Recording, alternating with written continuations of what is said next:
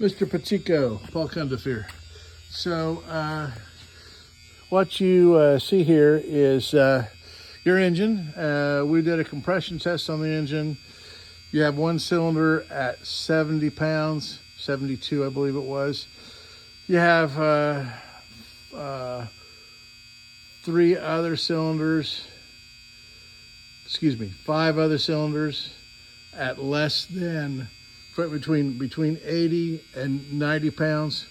You have one between, and then you have two at 100. So at 100 pounds, and I'll get you the actual data. I'm thinking that I might have one that's 92. One of those that I said between 80 and 90 may be at 92. So, but anyway, so the engine's pretty tired. When you do a compression test, all those readings should be within 10% of one another. So if you take the high reading at 100, then we shouldn't have anything less than 90. And we got several cylinders at less than 90. So, okay, so would it run with less than optimal performance? Yes, it probably would run with less than optimal performance. Of course, the rumor has it that there's a bad head gasket. On looking at this, we found an external crack in the block. So we're kind of believing that there may be an internal crack in the same vicinity, more than likely, but we don't know that. Matter of fact, the external crack did not, while there's signs that it has been leaking, it did not leak when we pressurized the block.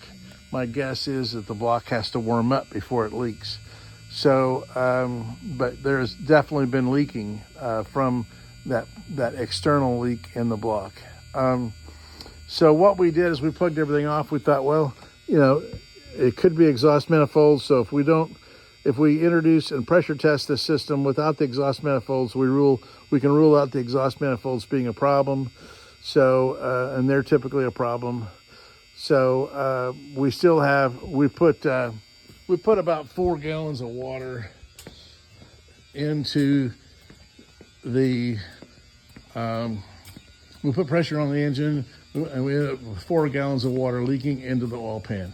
So we sucked those 4 gallons out with a oil extractor, and it's basically the surface looks like oil, but what I'll show you is if you stir it up a little bit, it's clearly water, and it just has a skim of oil on top of it.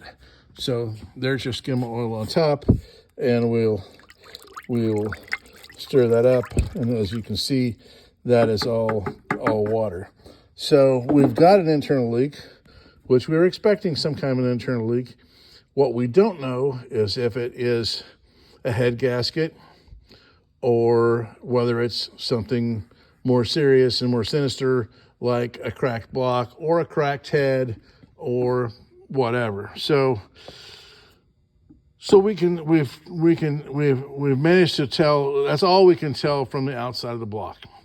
So now what we're getting ready to do is we're going to have to go into it. We're going to have to dismantle your engine, and I just want you to be prepared that probably a rebuild, we might get lucky, but a rebuild is probably in your future because number one, the engine's pretty well worn out. It's pretty well to the end of its life anyway.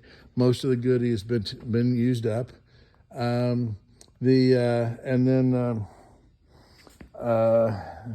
Let's see. So most of the goodie has been used up on it. And at some point, it doesn't really make sense to, like, if we pull the heads off and we do a valve job, we Magnaflux the heads, and we find the leak. We find a leak, that's great, but it might not be the only leak. So we would need to Magnaflux the block and make sure there's no cracks in the block other than the one that we can see externally, and even that one may trigger a replacement rather than trying to repair that, weld that crack up from the outside. So anyway, I'm just trying to tell you where I think we're headed.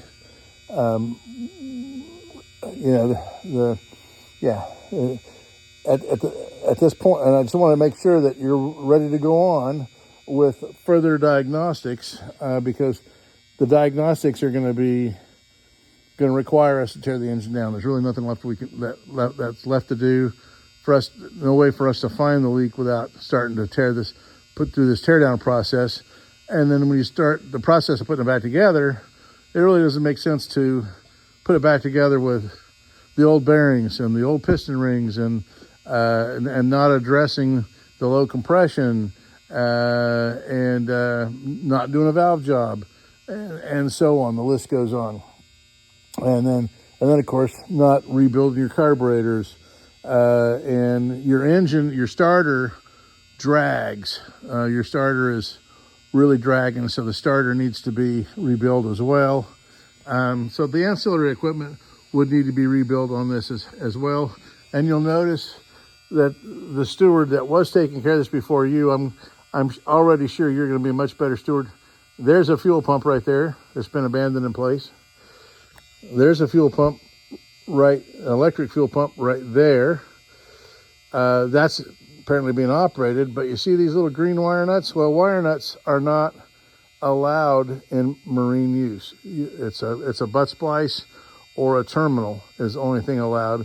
And you also have on the other side a mechanical fuel pump that has been abandoned in place.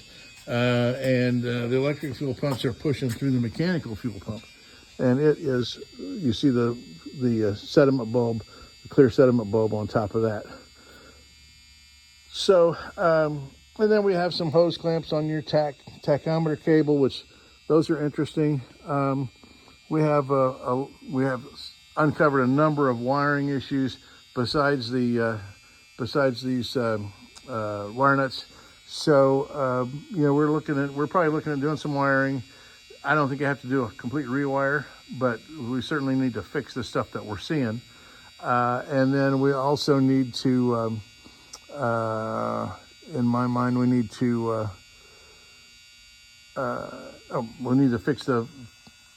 figure out what we're going to do about fuel pumps, and have one fuel pump and clean that stuff up.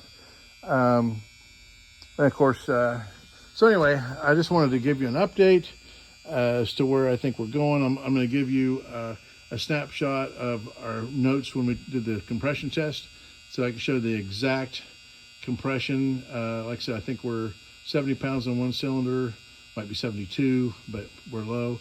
And I think on another 4 cylinders, we're between 80 and 90. I believe we're 92 on a the 6 cylinder, and then we have 2 cylinders at 100. So anyway, just give me your thoughts, and we'll talk to you soon. Thanks.